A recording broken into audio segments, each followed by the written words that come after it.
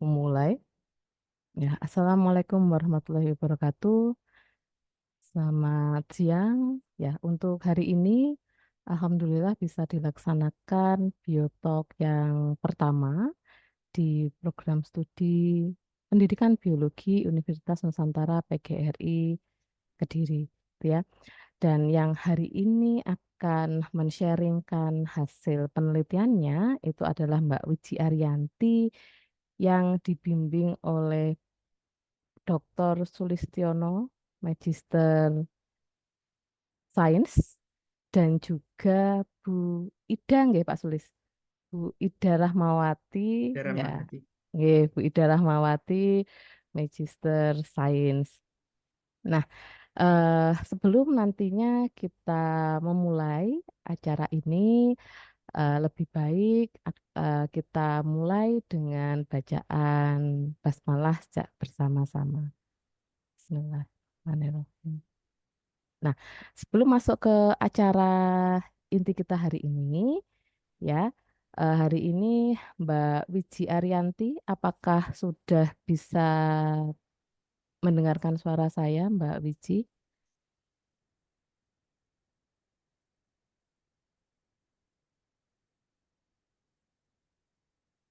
Ya, halo Mbak Wiji Arianti. Nggih, Oke, ya, mungkin Mbak Wiji bisa on cam, Mbak Wiji, ini yang menjadi pemateri utama kita hari ini. Nah, yang nanti akan menjadi pembahasnya yaitu Dr. Sulistiono Magister Sains, gitu ya. Untuk acara hari ini, gitu ya, Biotalk ini kita agak santai saja, gitu ya. Jadi bukan acara yang sangat yang sangat eh, formal sekali, gitu ya. Sharing session saja. Jadi nanti dipersilahkan Mbak Wiji yang pertama memaparkan dulu hasil ya yang memang sudah Mbak Wiji dapatkan, gitu ya. Kemudian yang selanjutnya nanti silahkan bisa ada sesi tanya jawab terlebih dahulu sebelum nanti dibahas oleh Pak Sulis, gitu ya, sebelum dibahas oleh Pak Sulis.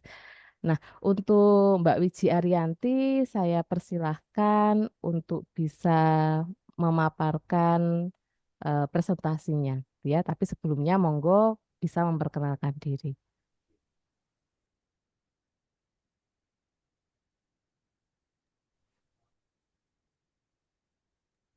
nggih, baik, terima kasih Bu. Izin untuk share screen nggih. Ya, silahkan Mbak.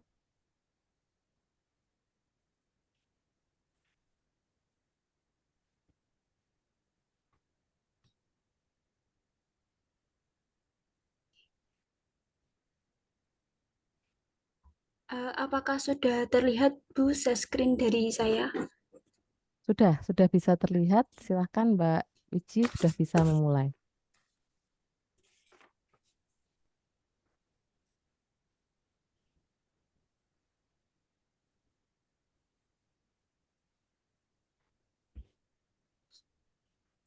Nggih, baik, terima kasih atas waktu yang telah diberikan. Sebelumnya, selamat siang. Assalamualaikum warahmatullahi wabarakatuh. Waalaikumsalam warahmatullahi wabarakatuh. Yang terhormat Dr. Poppy Rahmatika Primandiri, Magister Pendidikan, selaku Kaprodi Pendidikan Biologi Universitas Nusantara PGRI Kediri, selaku sekaligus MC pada acara kali ini. Yang saya hormati Dr. Sulistiono Magister Sains selaku pembimbing skripsi sekaligus sebagai dosen pembahas bidang keilmuan pada acara ini. Yang saya hormati Ida Rahmawati, Magister Sains, selaku pembimbing skripsi, dan teman-teman sekalian yang saya banggakan. Sebelumnya, saya berterima kasih atas peluang yang telah diberikan kepada saya, yaitu berkesempatan sharing mengenai penelitian saya. Dengan tujuan tidaklah lain yakni memberikan tambahan wawasan sehingga teman-teman sekalian termotivasi dalam melaksanakan penelitian. Oke, langsung saja. Pada kali ini saya akan memaparkan mengenai penelitian saya, yakni tipe-tipe trikoma pada marga Ipomoea yang ada di Kediri Raya, yang dibimbing oleh Dr. Sulistiono Magister Sains selaku pembimbing pertama, Ida Rahmawati Magister Sains selaku pembimbing kedua.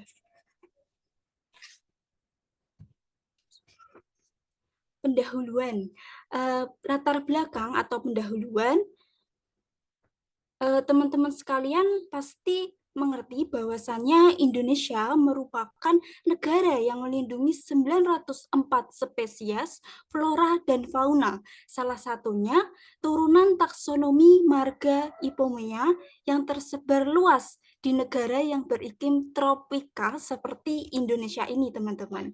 Nah, Ipomea sendiri adalah genus atau marga dengan jumlah mencapai 400 spesies dengan penciri utama bunga yang berbentuk seperti trompet. Dan beberapa spesies akar termodifikasi membentuk umbi sehingga dapat dikonsumsi. Nah, setiap kali terjadi perkawinan silang, maka akan berpotensi menghasilkan keturunan yang sangat bervariasi dan berpeluang menghasilkan asesi baru, teman-teman.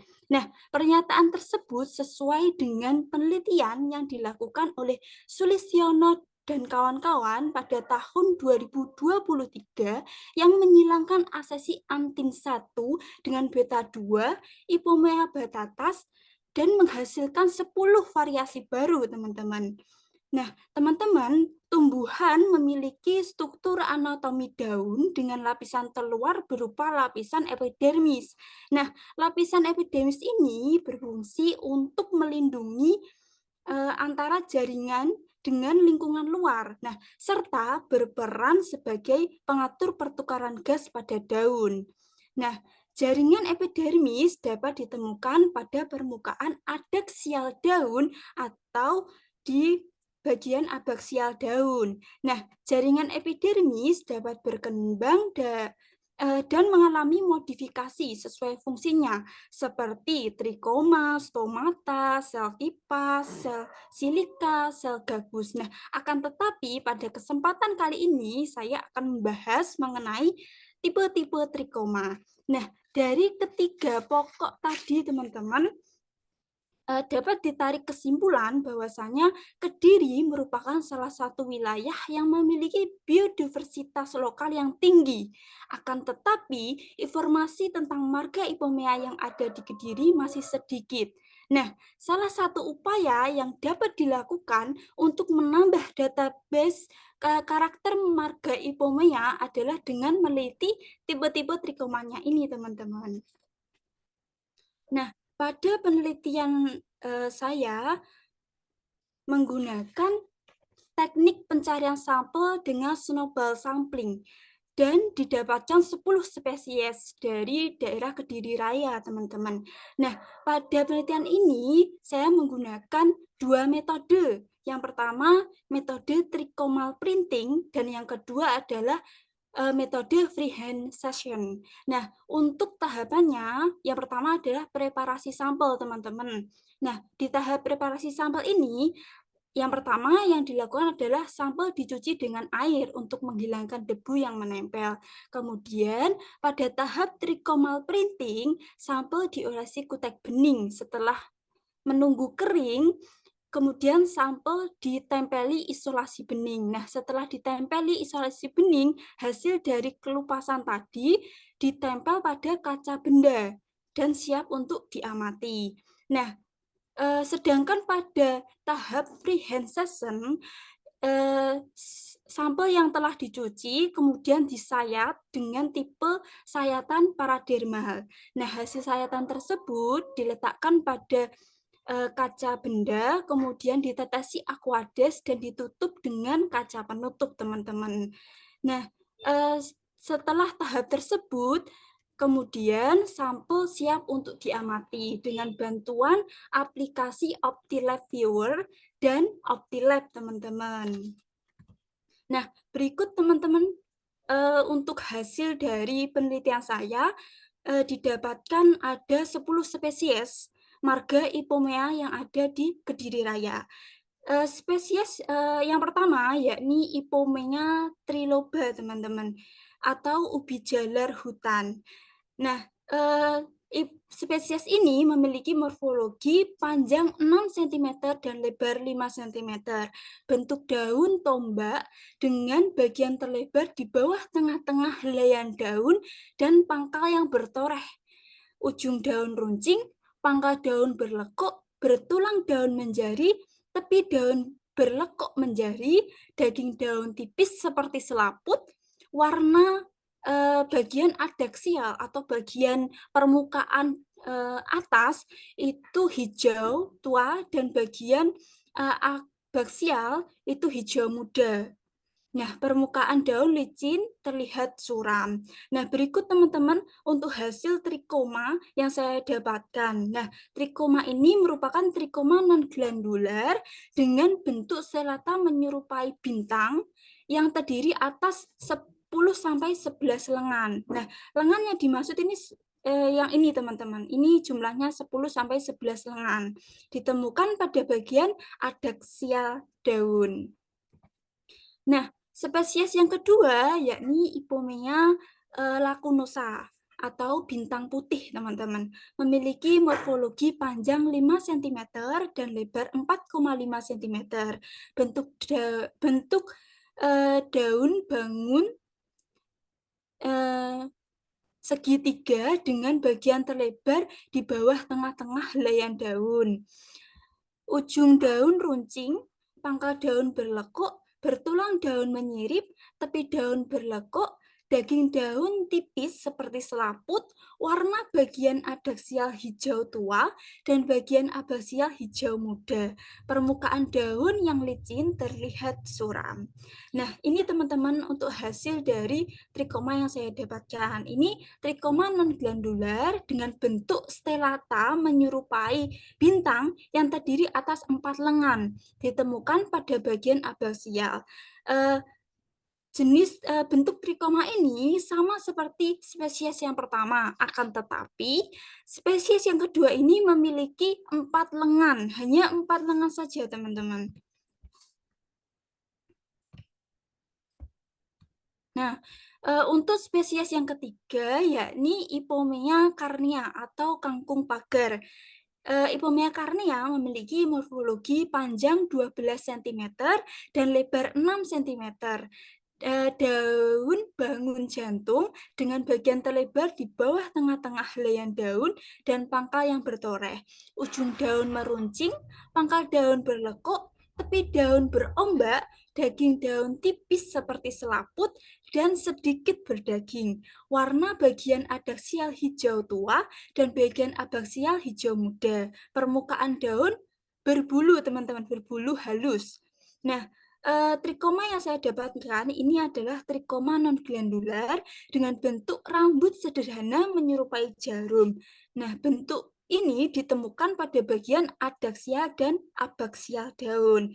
Jadi pada bentuk ini berbeda, tidak sama seperti pada spesies yang pertama sama spesies yang kedua, teman-teman.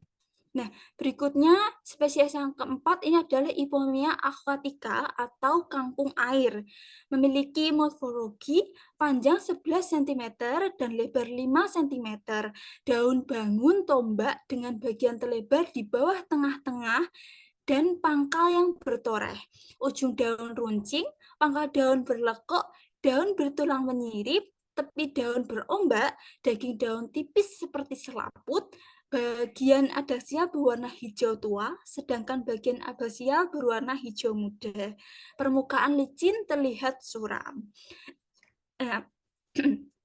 Pada trikoma ini yang saya dapatkan ini adalah trikoma non-glandular dengan bentuk rambut sederhana menyerupai jarum panjang.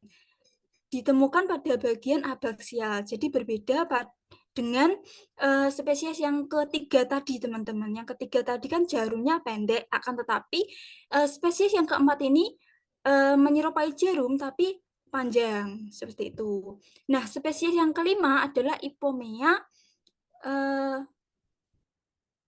Ipomea aquatica atau kangkung air.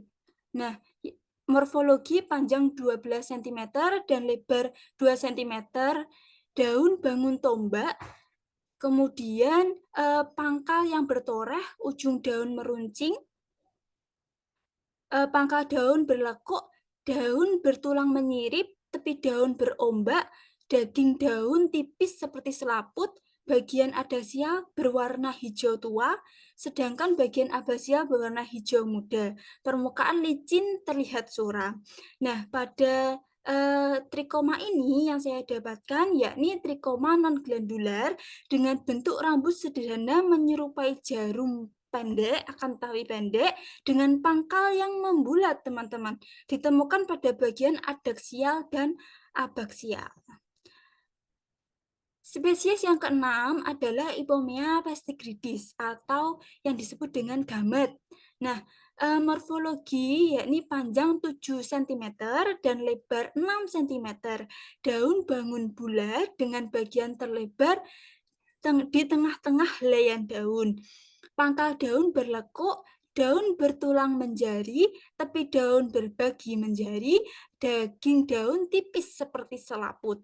Bagian adaksial berwarna hijau tua, sedangkan bagian abasial berwarna hijau muda. Nah, permukaannya ini berbeda, teman-teman. Permukaan ini berbulu dan kalau kalau diraba itu agak kasar, teman-teman. Nah, trikoma ini merupakan trikoma non-glandular pada Ipomea pestigridis. Bentuk rambut sederhana menyerupai jarum panjang. Nah, ditemukan pada bagian adaksial dan abaksial, teman-teman. Nah, spesies yang ketujuh adalah Ipomea quamoclite, yakni bunga tali-talian.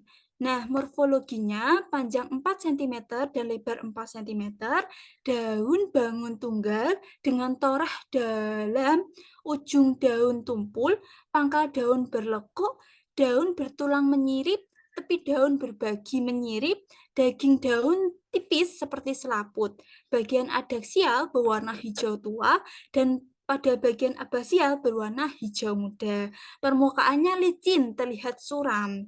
Nah, ini trikomanya yang saya temukan adalah trikoma non-glandular dengan bentuk rambut sederhana menyerupai jarum pendek dengan pangkal membulat, ditemukan pada bagian adaksial.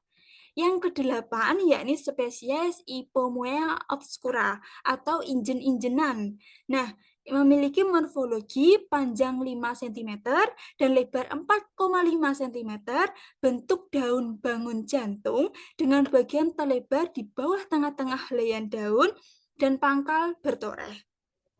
Ujung daun meruncing, pangkal daun berlekuk, bertulang daun menyirip, tepi daun rata, daging daun tipis seperti selaput, warna bagian adaksial hijau tua dan bagian abasial hijau muda. Permukaan daun yang licin terlihat suram. Nah, pada trikoma yang saya temukan ini merupakan trikoma non-glandular dengan bentuk stelata menyerupai bintang.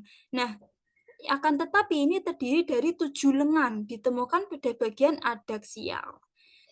Spesies yang kesembilan adalah Ipomea batatas atau ubi jalar, memiliki morfologi panjang 7 cm dan lebar 8 cm, bentuk daun bangun tombak dengan bagian terlebar di bawah tengah-tengah helaian daun dan pangkal yang bertoreh, ujung daun meruncing, pangkal daun berlekuk, bertulang daun menyirip, tepi daun berombak, daging daun tipis seperti selaput, warna bagian adasial hijau tua dan bagian abaksial hijau muda. Permukaan daun yang licin terlihat suram.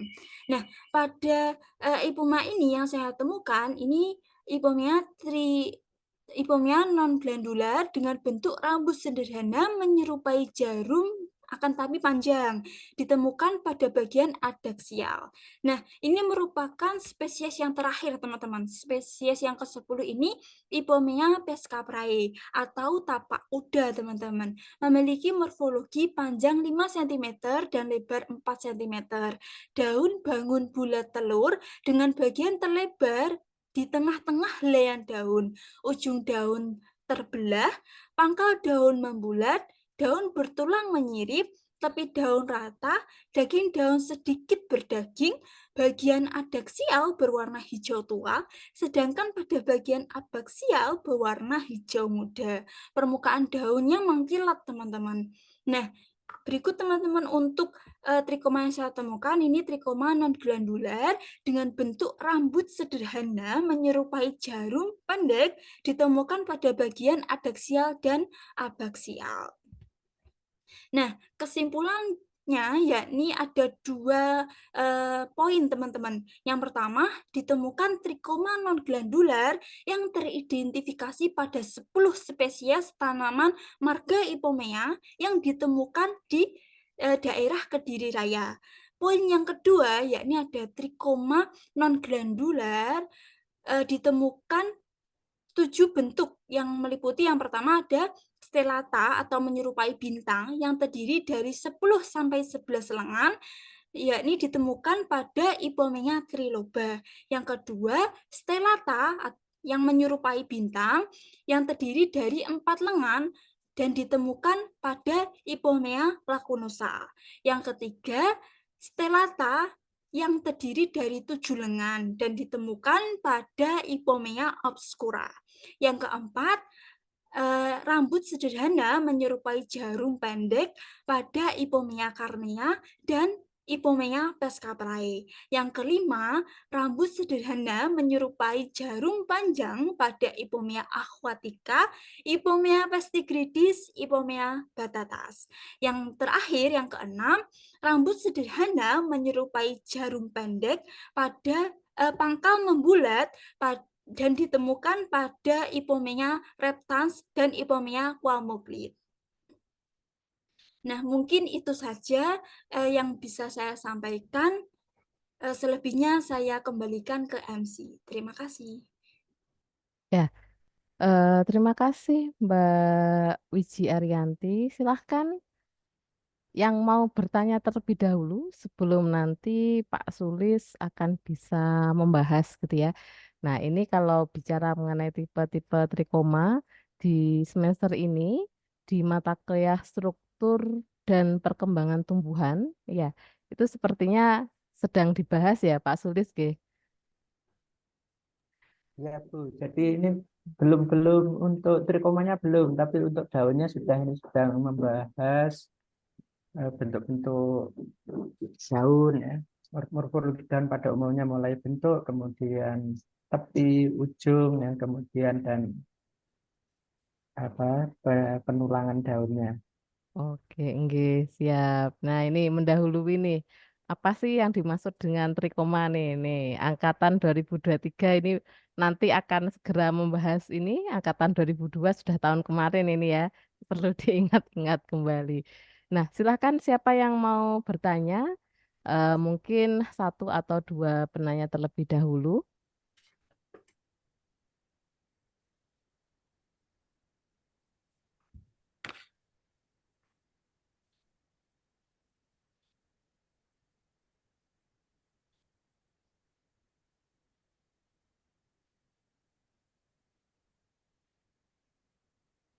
Silakan Bu Tutut. Iya. Nah, ini yang raise hand Bu Tutut. Ternyata ini mahasiswa kok tidak ada yang raise hand ya.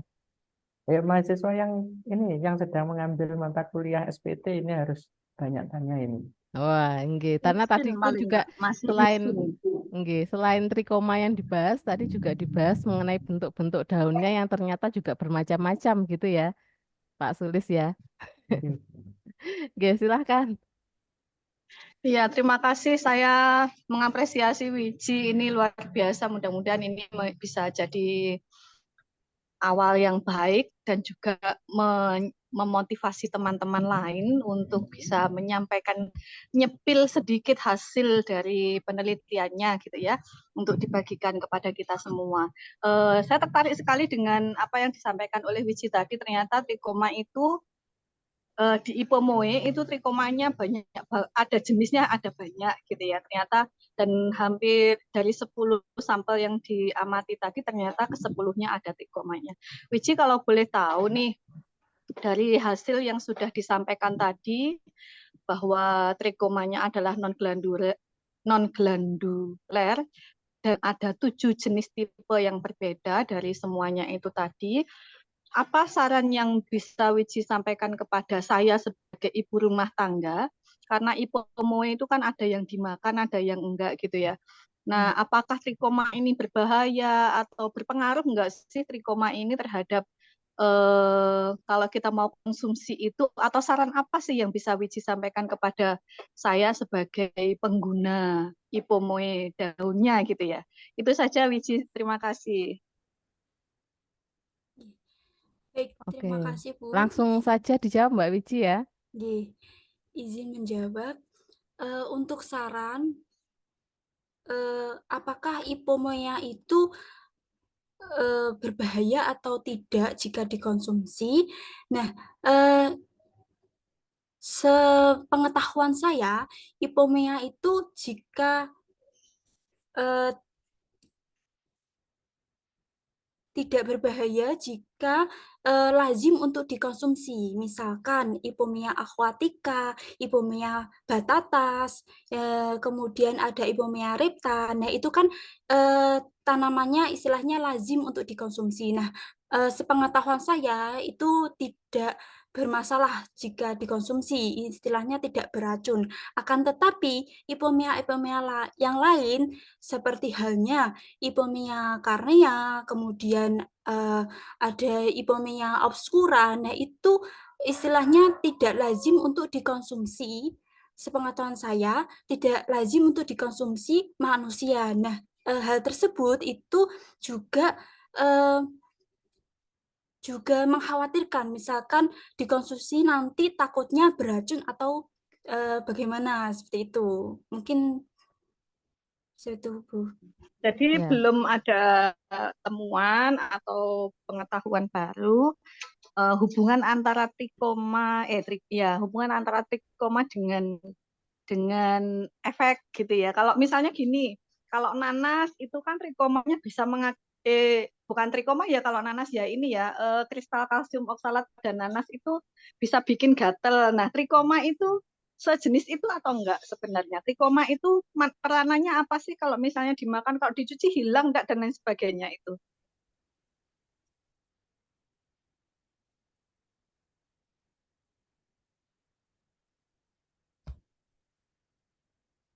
Kalau untuk bentuk-bentuk trikomanya, dari beberapa artikel yang saya baca, untuk trikoma seperti misalkan pada Ipomea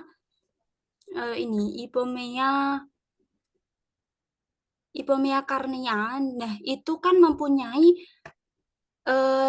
tipe trikoma non glandular dengan bentuk yang panjang. Nah, itu pasti waktu kita menempelkan di kulit, nah itu ada efek gatalnya seperti itu.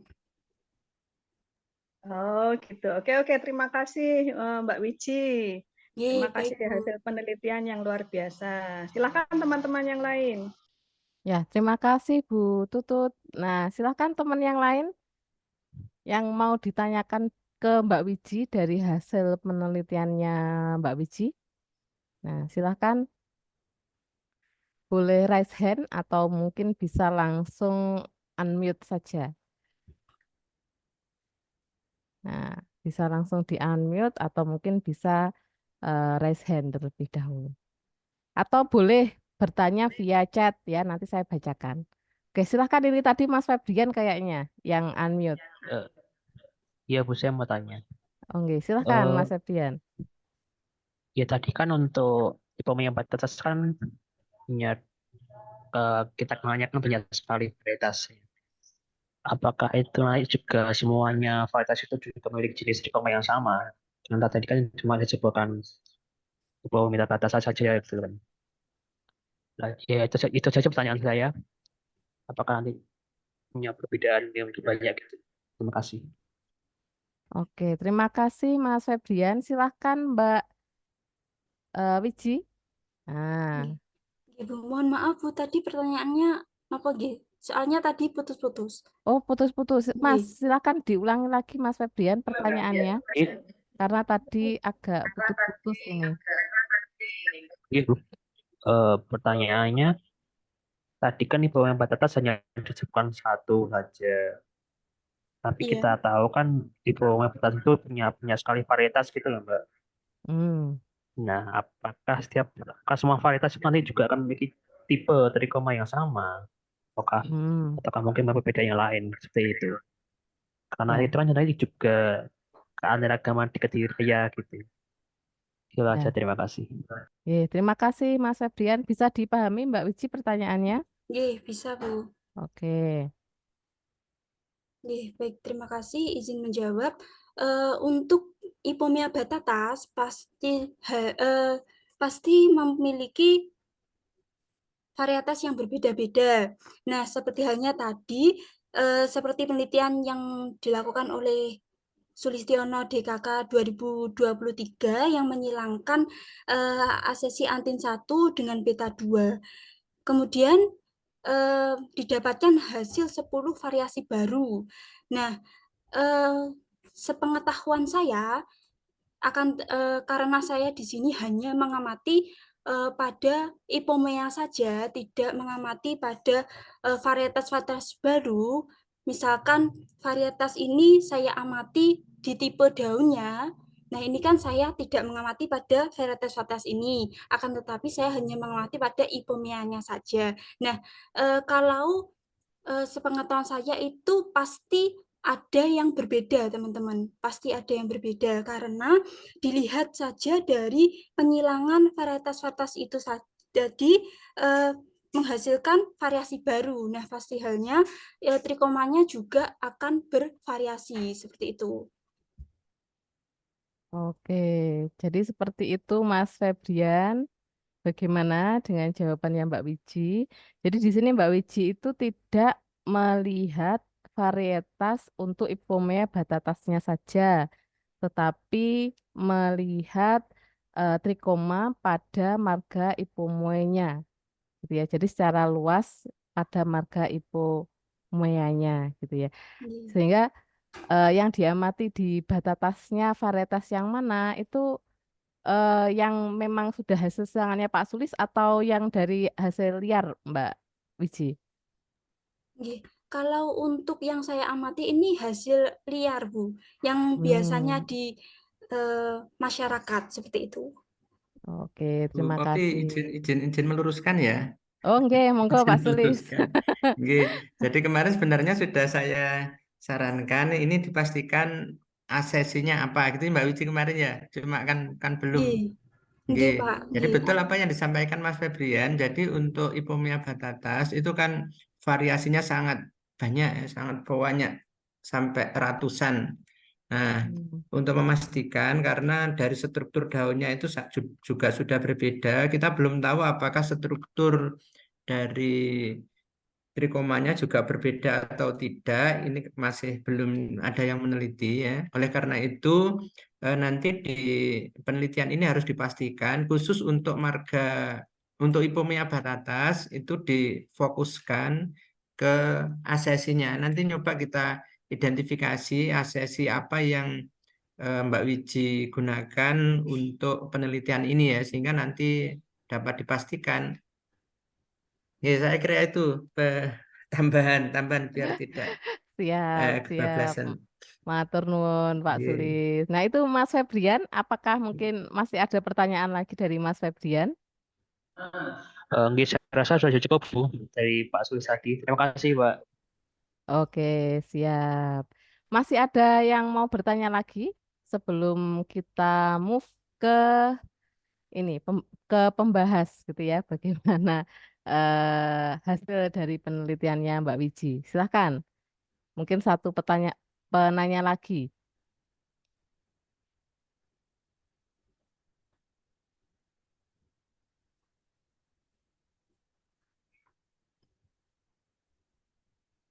Boleh via chat ya, jika memang masih malu-malu gitu ya bertanya, saudara boleh bertanya via chat, nanti saya bacakan.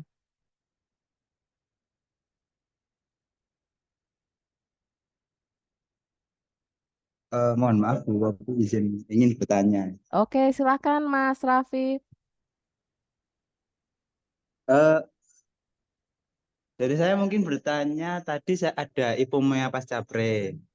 Kemarin Hmm. dari saya juga mengkarakteristik Ipomea Pascapre juga, tetapi tidak sampai ke trikomanya. Hmm. Nah itu kan Ipomea Pascapre itu kan hidupnya, habitatnya itu banyak di bebatuan dan pepasiran dan juga sangat banyak di pantai-pantai ya. Mungkin Mbak Wiji tahu mungkin. Itu apakah trikomanya itu juga di perbedaan trikoma setiap ipomea ini habitatnya itu terpengaruh oleh habitatnya kayaknya gitu. Nah, Mungkin apakah itu pertanyaan. Oke, nggih, itu pertanyaannya Mas Raffi. Jadi tadi Mas Raffi membahas mengenai habitatnya ternyata juga macam-macam gitu. Apakah trikoma itu ada sangkut pautnya dengan habitatnya? Nah, itu pertanyaannya Oke. Mas Raffi. Silahkan Mbak Wiji. Oke, baik, terima kasih izin menjawab. Kalau untuk bentuk trikomanya sendiri dengan habitat itu pastinya berpengaruh atau saling berhubungan. Nah, karena kembali lagi bahwasannya trikoma ini mempunyai fungsi yakni sebagai pelindung dari jaringan dengan lingkungan luar. Nah, kemudian serta berperan sebagai pengatur pertukaran gas pada daun. Seperti itu, Bu. Oh, nggih. Itu jawabannya Mas Raffi. Ya, sementara seperti itu dulu ya Mas Raffi ya. Mungkin Oke, nanti jika terima ada kasih Pak nggih. Wiji dan Bu Popi. Oke, mungkin nanti jika ada yang masih mau ditanyakan, nanti kita masih ada sesi pembahas gitu ya. Saya persilahkan ke Pak Sulis bagaimana hasil yang sudah dipaparkan oleh Mbak Wiji Arianti ini. Monggo Pak Sulis, saya persilahkan. Baik, terima kasih Bu Popi. Assalamualaikum warahmatullahi wabarakatuh. Waalaikumsalam Terima warahmatullahi. kasih Bapak Ibu, terima kasih adik-adik mahasiswa yang sudah meluangkan waktunya untuk mengikuti kegiatan ini, dan ini merupakan kegiatan pertama Bu Popi nggih. Nah, Nggih, Pak. mudah-mudahan nanti ke depannya terus kita budayakan kegiatan seperti ini sehingga akan melatih mahasiswa untuk bisa menyampaikan hasil penelitiannya yang harapannya nanti akan betul-betul sangat membantu mahasiswa. Eh, Juga terima kasih ke Mbak Wiji Arianti yang sudah mempresentasikan eh, hasil penelitiannya. Eh, Sudah Baik, cukup Pak. bagus saya kira. Perlu saya sampaikan Bapak Ibu dan adik-adik mahasiswa semua bahwa penelitian ini sebenarnya mengacu pada roadmap penelitian prodi maupun fakultas dan universitas ya. Jadi salah satu visi di Fakultas Ilmu Kesehatan dan Sains di bidang penelitian itu kalau nggak salah adalah menyelenggarakan penelitian inovatif berorientasi potensi lokal. Jadi itu yang menjadi acuannya eh, sehingga penelitian kita fokuskan ke potensi lokal karena saya di bidang tumbuhan ya, maka penelitian ini memang diarahkan untuk potensi lokal tumbuhan ya. Beberapa tumbuhan sudah diidentifikasi termasuk struktur morfologinya, kemudian tipe-tipe stomatanya, kemudian eh, trikomanya ya. Kenapa ini dipilih marga ipomea ya, karena dari berbagai literatur ya marga ipomea ini cukup banyak dan fungsinya juga bermacam-macam. Ada yang bisa kita manfaatkan umbinya, daunnya, bunganya. Seperti di background saya ini adalah ipomea quamocrit Mbak Wiji ya. Dan saya baru tahu, saya kira Baik, ini Pak. bukan ipomea dulu ya, ternyata ipomea. Yang daunnya ini sangat berbeda sekali ya, berbeda sekali karena pada umumnya ipomea, marga ipomea itu tulang daunnya menjari, Dan khusus Ipomea huamoclit ini tulang daunnya menyirip dan berbagi ya, sehingga seolah-olah seperti daun majemuk gitu. Nah, dari hasil penelitian Mbak Wiji ini sangat luar biasa, ditemukan ada 10, meskipun sebenarnya kemungkinan masih ada lagi ya, masih ada lagi yang belum ditemukan karena memang pengambilan sampelnya ini melalui snowball sampling ya. Jadi mungkin suatu saat masih ada ditemukan lagi, dan ini kemarin sudah dipublikasikan di seminar di Sinkesjar. Pada saat Sinkesjar itu masih ditemukan 7, masih ada 7 spesies yang ditemukan. Kemudian setelah berjalannya waktu, kemudian ditemukan lagi ada 3 ya, mungkin nanti tidak menutup kemungkinan masih ada lagi spesies lain yang ditemukan di Kediri Raya. Pada umumnya hampir sama di beberapa daerah di Kediri Raya, baik Kediri, Nganjuk, Tulungagung, bahkan saya sempat ke Malang dan Magetan ya. Kurang lebih ada 10 ini memang yang sudah ditemukan. Sebenarnya ada 1 lagi belum sempat teridentifikasi, itu di dekat rumahnya Bu Tutut di Posarang sana. Itu ada 1 Ipomea yang masih belum sempat teridentifikasi. Saya lupa, nanti nyoba akan kita lihat lagi Mbak Wiji, mungkin nanti kalau masih sempat kita tambahkan, karena memang masih ada 1 lagi yang saya tahu di tepi Sungai Posarang, dan itu tidak ada di tempat lain. Coba nanti kita coba lagi. Kemudian ini menyambung pertanyaan Bu Tutut tadi, apakah trikoma pada marga Ipomea ini berbahaya gitu ya kalau dikonsumsi. Prinsip Ipomea yang ditemukan pada marga Ipomea ini kan Ipomea non glandular ya, non glandular. Jadi tidak menghasilkan sekresi apapun ya. Jadi dan kalau kita lihat itu hanya satu berbentuk rambut gitu, sehingga pada saat dicuci pada umumnya ini sudah lepas ya, sudah lepas. Jadi kalau misalnya dimasak ya, karena ini merupakan derivat dari epidermis ya, pada saat dicuci itu sudah lepas ya. Kecuali pada trikoma yang glandular ya, yang glandular itu memang menghasilkan beberapa senyawa kimia, dan saya sempat membaca ini luar biasa untuk trikoma ini karena bisa diprediksi ke depannya itu bisa digunakan untuk menghasilkan produk metabolit sekunder dengan cara cara ekstrasinya itu relatif mudah karena posisinya di permukaan ya. Karena beberapa tumbuhan dengan metabolit sekunder yang diproduksi di trikoma ya, itu cukup banyak jenis metabolitnya, ada beberapa flavonoid, kemudian terpenoid dan lain sebagainya yang itu bisa dimanfaatkan ya untuk produksi secara besar-besaran ya, tanpa harus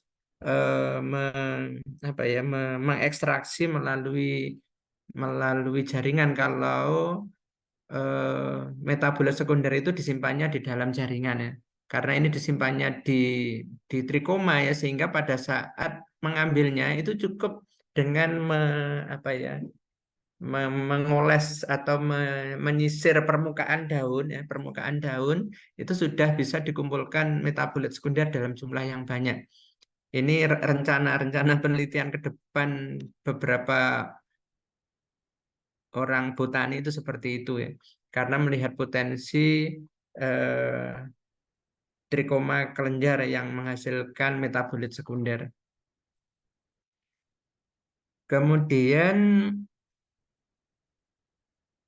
penelitian ini ya, jadi penelitian ini sebenarnya tidak berhenti sampai di struktur atau tipe-tipe trikoma pada Ipomea, karena ini nanti masih dilanjutkan lagi.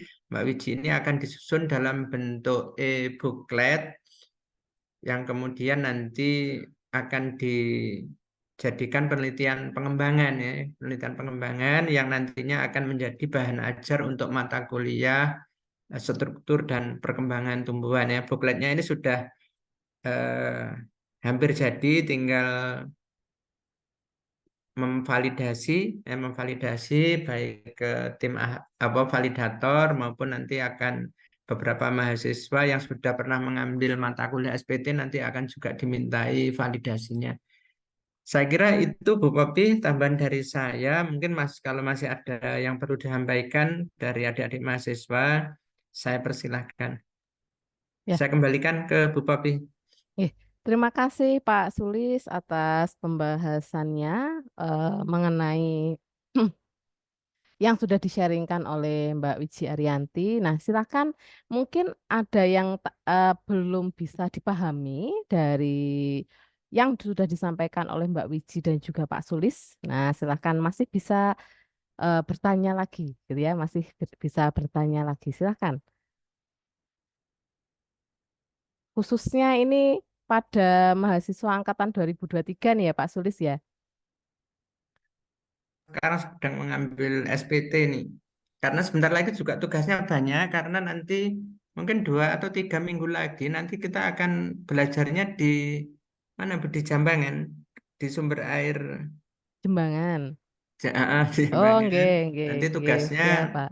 sama, jadi setiap mata kuliah SPT luaran wajibnya nanti adalah artikel yang bisa dipublikasikan di seminar internal di UNP Kediri, bisa di Sinkesjar atau bisa di yang di FKIP itu apa Bu? Semdikjar. Semdikjar ya, Semdikjar, atau publikasi di jurnal ya, karena ini wajib untuk mata kuliah SPT. Nggih, belajar menulis ya Pak ya. Ya. Sangat penting sekali. Oke. Silahkan. Ini yang nggak harus angkatan 2023, angkatan yang lainnya juga boleh, atau mungkin ada alumni yang hari ini hadir karena saya juga mengundang di grup alumni juga. Nah, apakah ada yang hadir? Saya juga belum lihat ini dari nama per nama ini. Ya, tidak harus saudara ini ya, tidak harus saudara langsung ya, bertanya secara langsung boleh, tapi juga boleh via chat, gitu ya.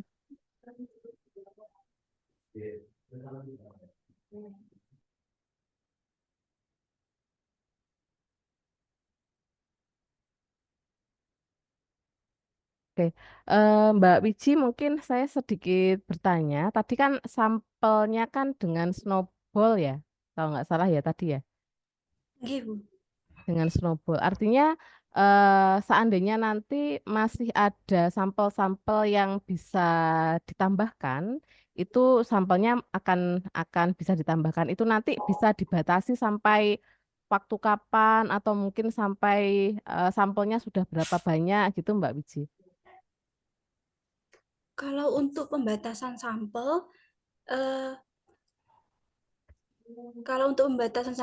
untuk saat ini itu sudah proses penyusunan e-bookletnya, Bu. Jadi setelah penyusunan e-booklet nanti kan seperti yang dikatakan oleh Pak Sulis, bahwasannya setelah ini nanti akan pada tahap expert review. Jadi e-booklet yang telah saya buat berdasarkan hasil penelitian deskriptif dari tipe-tipe trikoma tersebut itu nanti akan divalidasi oleh validator seperti itu. Nah, untuk jumlah dari spesiesnya nanti mungkin misalkan pada penelitian ini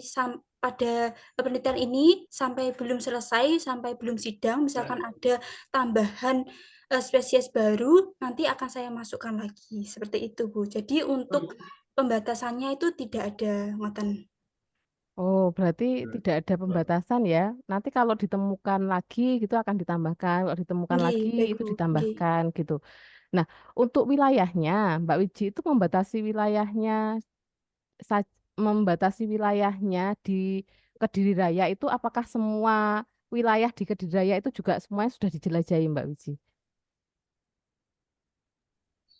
Kalau untuk semua wilayah yang ada di Kediri Raya itu belum, Bu, akan tetapi informasi seperti halnya yang tadi saya paparkan bahwasannya menggunakan metode snowball sampling. Jadi hanya menyampling di beberapa tempat saja. Eh, Hal tersebut itu juga didasarkan dari narasumber yang saya temui, seperti halnya masyarakat, kemudian saya menggali informasi dari masyarakat, tanaman tersebut itu ada di mana, saya bisa menemukannya di mana, seperti itu, Bu.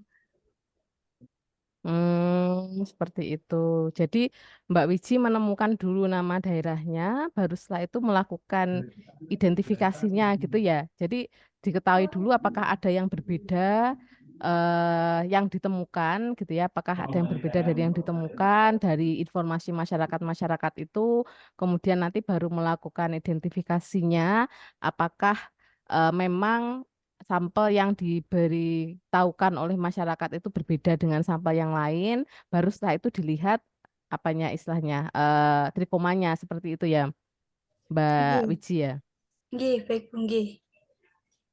Oke, terima kasih. Itu saja dari saya. Silahkan yang lainnya, mumpung masih ada waktu untuk bertanya.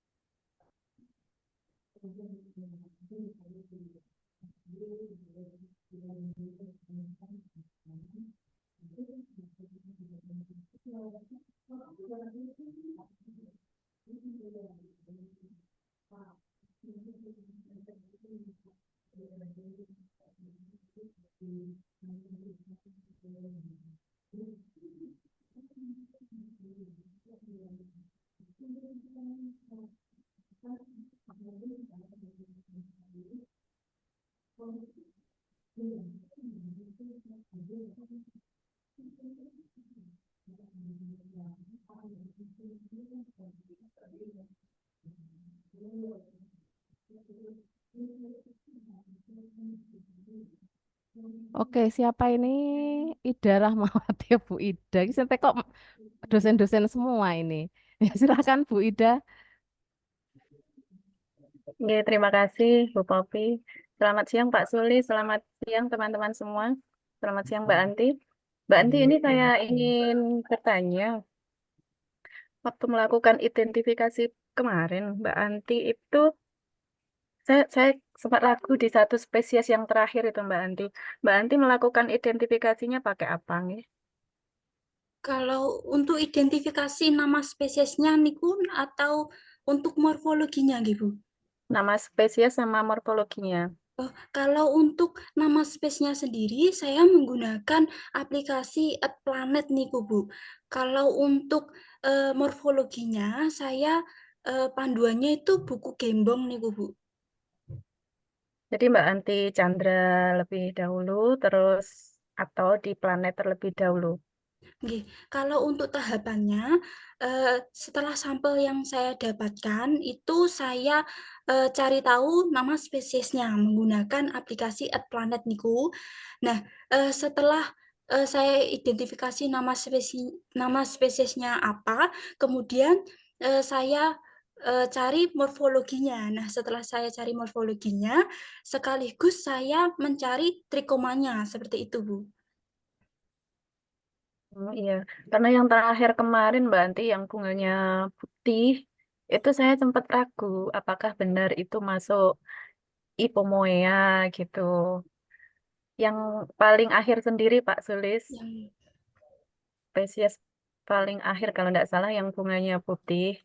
Yang pasti gradis ya. yang nggih pasti Ya, Kalau mirip-mirip ini sih kalau menurut saya apa mirip-mirip. kukurbitase ya. Iya, iya Pak. Ya, kemarin ini sudah ada yang kunci identifikasi. Jadi nanti Mbak Wiji Arianti untuk kunci identifikasinya jangan hanya menggunakan aplikasi. Kemarin sudah saya kirim ya untuk identifikasi marga Ipomoea yang yang kelas untuk itu nggih Pak, artikel niku nggih Pak. artikel Oh itu nggih, kunci sudah Pak, identifikasi nggih. Ipomoea yang luar biasa itu karena sangat sangat teliti sekali. Nyoba nanti dikonfirmasi ke situ ya, selain Oh dari nggih, yang nggih dari Pak, nanti saya aplikasi. cek kembali, Coba nggih. nanti dikonfirmasi ke kunci identifikasi khusus marga Ipomea karena itu kan kunci identifikasi khusus Ipomea itu. Jadi Nggih. kalau nanti sudah dikonfirmasi ke situ, saya yakin nggak ada kesalahan. Nggih, baik Pak. Nanti saya cek dulu nggih. Ya, Ya, saya rasa cukup itu Bu Popi yang ingin saya tanyakan. Oke, terima kasih Bu Ida. Nah, ini gimana ini suaranya mahasiswa ini? Kok masih ada 2 mahasiswa yang bertanya ini? Nah, silahkan. Masih ada yang ingin ditanyakan dulu? Nah, saudara bisa bertanya dari hasil paparannya Mbak Wiji tadi, gitu ya. Kok bisa seperti ini? Kok bisa seperti itu? Gitu ya. Paling tidak bisa digunakan untuk melatih, ya, melatih keberanian berbicara atau kan memberi pertanyaan, gitu ya, pada sesi-sesi ilmiah seperti ini. Nah, silahkan mungkin eh, satu penanya saja sebelum kita akhiri untuk biotalk pertama ini.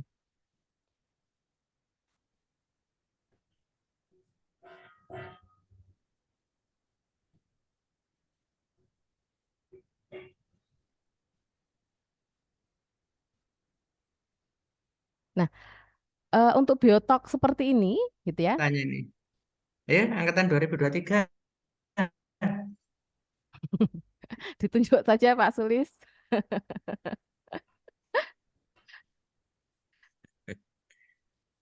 Mas Juni ini mana Mas Juni? Mas Juni ini harus ini mengoper-oper adiknya ini. Mas Juni nggak Barudin, Mas Barudin. Ya, eh dari mahasiswa, acara seperti ini penting ya, karena istilahnya kita membahas bagaimana suatu penelitian itu dilaksanakan, gitu ya. Yang mungkin apakah kita laksanakan hal yang seperti ini 1 bulan sekali atau 2 bulan sekali? Ya nanti saling bergantian, gitu ya. Misalkan Mbak Wiji hari ini membahas mengenai trikoma ipomea, gitu ya. Mungkin bulan depan nanti siapa yang dapat giliran, gitu ya. Tidak harus mahasiswa yang skripsi gitu ya, tapi mahasiswa yang memang memiliki eh, data untuk di-sharingkan gitu misalkan itu nanti juga boleh gitu ya. Misalkan ada project dan lain sebagainya nanti bisa kita undang di biotalk seperti ini sehingga wawasan saudara akan bisa bertambah. Nah, ini ingin izin bertanya Mas Raffi. Nah, Mas Raffi mau bertanya lagi. Silahkan Mas Raffi. Ya, terima kasih Bu Bobi. Mungkin hanya pertanyaan yang biasa saja. Nggih. Mungkin ini tadi kan dari Mbak Anti meneliti tentang trikoma dari Ipomea yang ada di Kediri. Marga Ipomea nggih, Bu. Nggih, marga ipomea. Apakah kalau kita itu ini kan yang Ipomea. Nah, kalau mungkin ada seperti marga yang lain seperti hibiscus dan juga ada Fabaceae.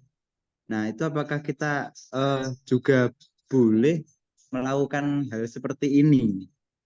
Nah, ini sarannya mungkin untuk dari Mbak Anti yang sudah artikel ini ya untuk kita semua biar kita kalau buat penulisan itu gimana tujuannya. Oke. Artinya gini Mbak Anti kan sudah melakukan penelitian yang seperti ini. Nah, kalau adik-adik tingkatnya juga ingin melakukan penelitian yang serupa, nah Mbak Anti bisa memberikan saran apa? Mungkin yang pertama, kok bisa ketemu masalah seperti ini, bagaimana, kemudian melaksanakannya seperti apa, prosedur penelitiannya seperti apa, gitu. Silakan Mbak Anti. Baik Bu, terima kasih izin menjawab. Untuk adik-adik untuk adik-adik tingkat, jika ingin melakukan penelitian ini dengan spesies atau marga yang berbeda, saya istilahnya langkah awal saya kenapa saya mengambil skripsi ini kok bisa di metode ini sampai saat ini ngoten nggih. Nah, langkah awalnya waktu itu saya menemukan bahwasannya Ipomea ini sedikit tipe-tipe trikoma ini, data tipe-tipe trikoma ini masih sedikit di Kediri Raya. Nah, setelah ditelusuri, ada beberapa spesies baru. Nah, spesies baru ini saya temukan dengan tadi teknik snowball sampling. Nah, saya rasa dengan teknik snowball sampling ini cocok untuk dilakukan misalkan kita mencari sebuah sampel di daerah yang luas. Seperti itu, teman-teman. Karena teknik snowball sampling ini menyampling dari beberapa tempat. Seperti itu. Nah, terus itu untuk tekniknya. Nah, kemudian untuk metodenya, metode yang saya gunakan itu awalnya tidak metode trikoma printing dan freehand session, ini bukan, teman-teman. Tapi dengan metode clearing daun. Nah, jadi ada beberapa pertimbangan jika menggunakan clearing daun itu bentuk trikomanya itu kurang terlihat seperti itu, teman-teman. Nah, setelah itu dari istilahnya masalah itu, nah saya mencari beberapa artikel atau dari beberapa narasumber atau dari beberapa orang yang mungkin sudah melakukan penelitian. Nah, itu menggunakan teknik tadi, teman-teman, trikoma printing dan juga freehand session seperti itu. Dan ada juga beberapa saran juga dari pembimbing saya untuk melakukan metode-metode tersebut seperti itu. Nah, mungkin ini kemauan, Bu. Oke, bagaimana jawabannya Mbak Anti, Mas Raffi? Apakah sudah puas atau seperti itukah yang dimaksud atau belum sesuai? Nah, silakan Mas Raffi. Sudah banyak sekali yang dijawab Mbak Anti tadi, Bu. Itu juga sudah sesuai juga. Oke. Karena mungkin ini Bu Bobi, karena mungkin Iya, iya. juga saya dan teman-teman ini kan tugas-tugasnya itu juga ada yang seperti project. Iya. Mas Raffi suaranya tidak terdengar.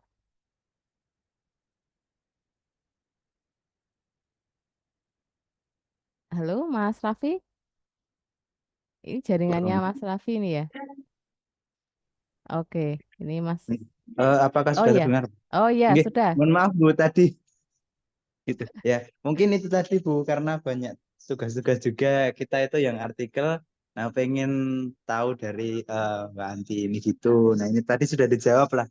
Untuk kita itu bagaimana gitu loh.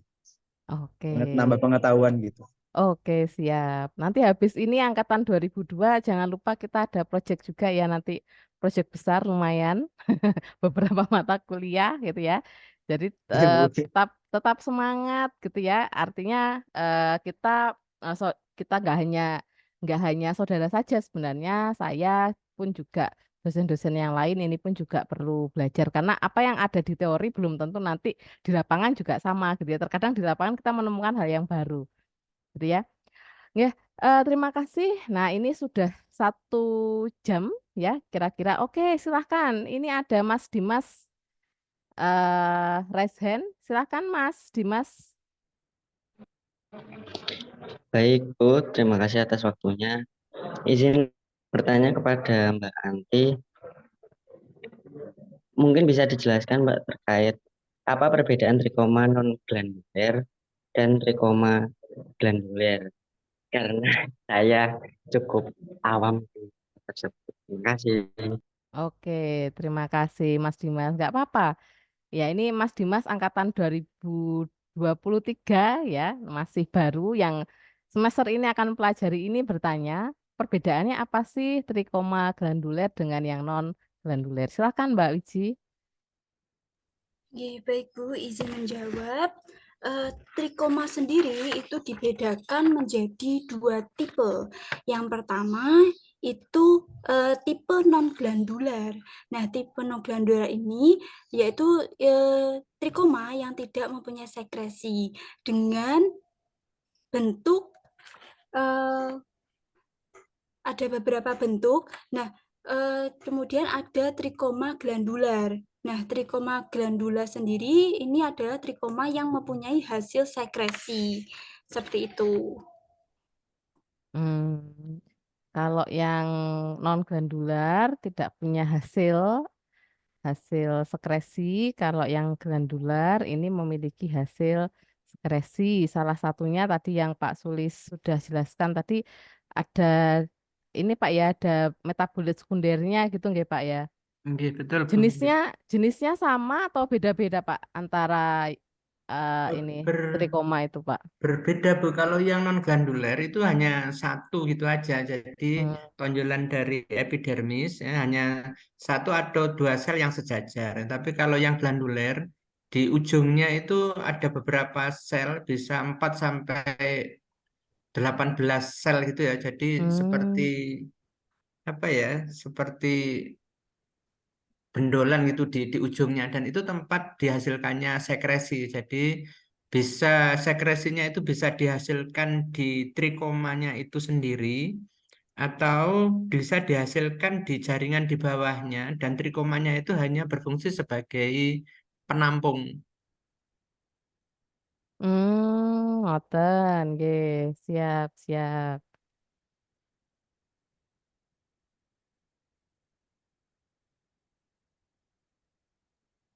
Terima kasih Pak Sulis ya. Oh silakan ini Bu Budi masih bertanya lagi. Ya, silakan Bu Budi. Oke, makasih Mbak Anti. Apakah untuk trikoma non granuler itu juga bermanfaat bagi tumbuhan sebagai salah satu upaya tumbuhan untuk melindungi jaringan di bawah epidermis? Terus yang kedua, bila tanaman itu bergetah, apakah getah itu juga dihasilkan oleh semacam trikoma ya? Ya kan kadang-kadang ada juga yang juga apa gulugut itulah. Itu pun juga apakah juga dihasilkan oleh bukan gulugut ya, tapi menimbulkan rasa gatal ya. Kalau dipegang bisa gatal atau panas seperti misalnya pada apa ini daun lengas. Apakah itu juga dihasilkan oleh trikoma? Nah, terus Sun. Nggih. Silahkan Mbak Wiji. Nah, atau mungkin Pak Sulis jika mungkin terlalu sulit dijawab oleh Mbak Anti. Ya, terima Atau kasih Mbak Bu. Anti dulu yang Oh, monggo mencoba Mbak Anti dulu, menjawab. Mbak Siarianti dulu. Kalau untuk, mohon maaf Pak, mungkin jenengan mohon. Oke, oke, terima kasih. Terima kasih Bu Budi. Jadi untuk metabolit sekunder itu tempat dihasilkannya. Yang pertama itu yang pada umumnya itu di sel latisifer. Ya. Di sel latisifer itu posisinya di daerah korteks. Ya. Di daerah korteks yang menghasilkan getah cukup cukup banyak. Ya. Sedangkan untuk yang trikoma ya ini bukan getah tapi hanya sekedar sekresi ya. Jadi menghasilkan sekresi yang umumnya adalah flavonoid, alkaloid, atau ada lagi yang terpen ya, terpen tergantung dari jenis tumbuhannya. Jadi kalau eh, trikoma ini kan fungsi trikoma bagi tumbuhan itu kan adaptasi untuk perlindungan ya, perlindungan dari kondisi lingkungan, bisa dari bahaya, misalnya dari bahaya pemangsa ya, pemangsa hama ya, hama. Dengan adanya trikoma ya ini akan melindungi daun ya, terlebih dengan adanya sekret yang bisa menimbulkan gatal dan lain sebagainya. Sebenarnya itu adalah adaptasi untuk perlindungan diri. Yang kedua juga perlindungan diri dari kondisi lingkungan yang dalam tanda petik cuaca misalnya ya. Jadi memang diadaptasikan untuk perlindungan baik dari gangguan gangguan hama maupun gangguan lingkungan yang lain ya. Eh, Oleh karena itu pada misalnya pada tumbuhan yang misalnya di kangkung ya, di kangkung itu trikomanya hanya jarang-jarang ya, jarang-jarang karena selain trikoma juga dilapisi oleh lilin dan ada yang dilapisi oleh kutikula ya. Jadi untuk perlindungan itu salah satu adaptasinya adalah dengan menggunakan trikoma meskipun tidak satu-satunya tapi juga bisa dilindungi dengan lilin, bisa dilindungi dengan kutikula ya. Itu adalah bentuk perlindungan atau adaptasi dari perubahan lingkungannya. Nanti sebenarnya bisa dicek ada perubahan-perubahan yang cukup signifikan meskipun spesiesnya sama, tapi kalau tempat hidupnya berbeda ya, itu bisa berbeda-beda ukuran ya, ukuran trikomanya maupun kerapatannya. Tapi bentuknya masih stabil untuk tingkat spesies. Tapi saya tidak tahu misalnya di Ipomea batatas ya, dalam satu spesies yang sama, ini mungkin nanti menjadi kajian lebih lanjut ya. Saya masih fokus di Ipomea batatas. Nanti mungkin saya minta tolong untuk melibatkan mahasiswa untuk mengidentifikasi tipe trikoma dan stomata maupun penulangan venasi pada daun ya, yang juga kelihatannya menunjukkan perbedaan yang signifikan meskipun dalam satu spesies ya. Jadi Ipomea batatas ini agak apa ya, dalam tanda petik agak aneh gitu ya, karena dalam satu spesies yang sama ternyata variasi morfologinya itu sangat sangat luar biasa banyaknya. Itu contoh. Saya kira itu Bu Budi. Terima kasih. Nggih, Pak Sulis, matur suwun. Jadi dalam satu spesies itu kalau misalkan katakanlah kangkung itu ya, dulunya kangkung darat, terus kemudian sekarang banyak dibudidayakan kangkung air, itu mungkinkah juga terjadi perubahan pada trikomanya ya Pak ya? Oke, berbeda dulu. Kalau kangkung darat dan kangkung air itu kan spesiesnya sudah berbeda meskipun kelihatannya struktur morfologinya sama, nggih. Tapi itu sudah berbeda. Oh, Jadi beda ya. penelitiannya Mbak Wiji tadi juga sudah mengungkapkan trikoma antara kangkung darat dan kangkung air sudah berbeda. Siap, siap, Ya, wis siap, matur siap. suwun. Nggih, matur nuwun Bu Budi. Nah, ini hampir semua dosen biologi keluar semua ini bertanya nih. Alhamdulillah. Oke, ini sudah jam 14, mendekati jam 14.30 gitu ya. Atau jika masih ada pertanyaan lagi, silahkan. Mungkin cukup satu saja karena waktunya hanya sekitar 7 menit. Ya, jika memang sudah tidak ada, bisa kita akhiri. Ya.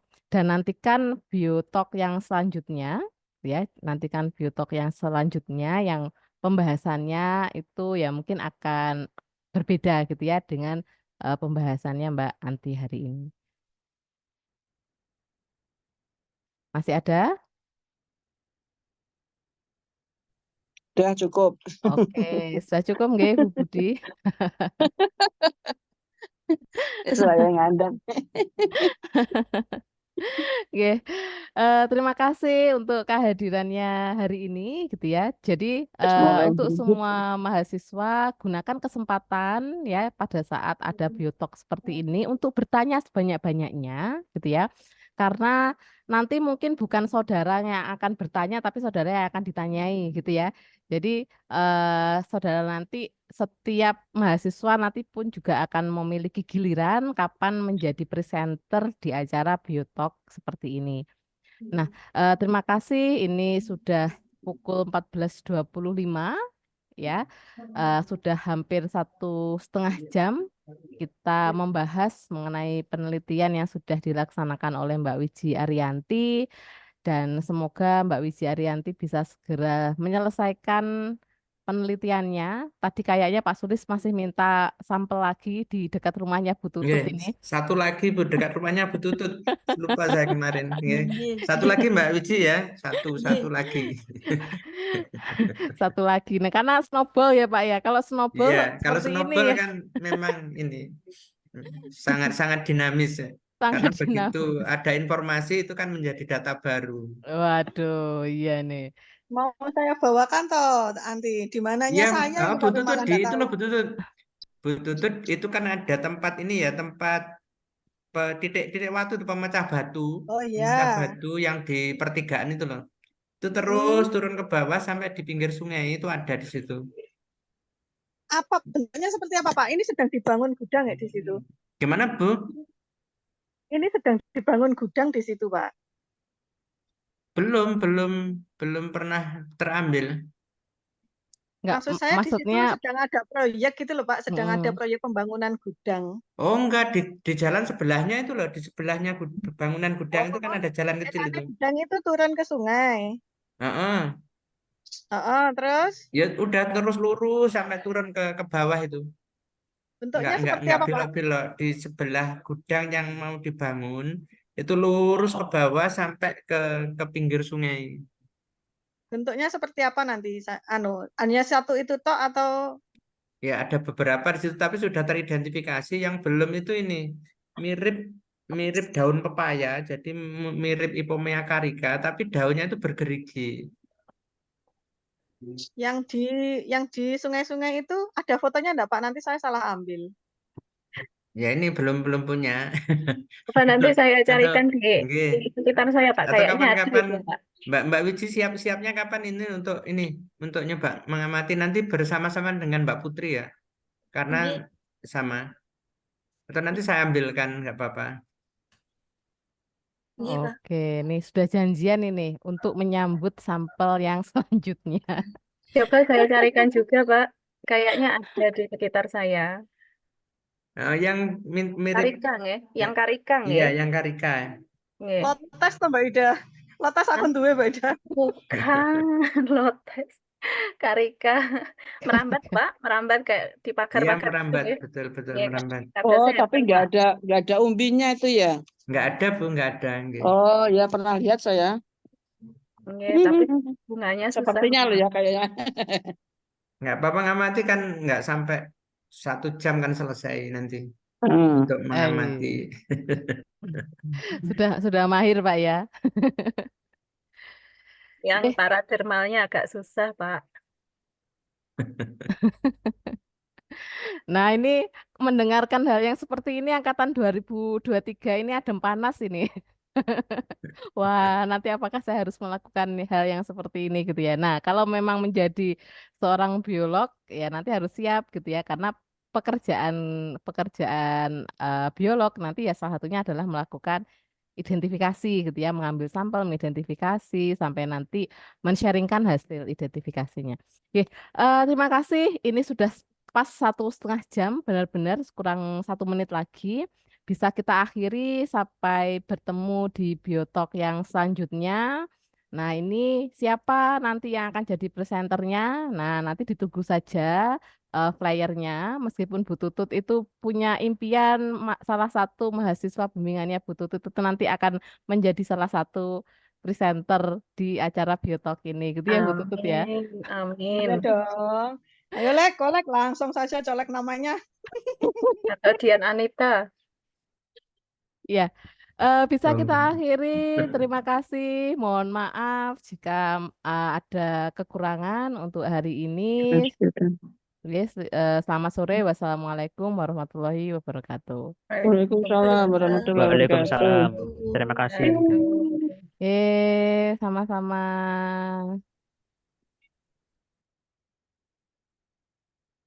Terima kasih. Saya izin untuk menutup Zoom-nya.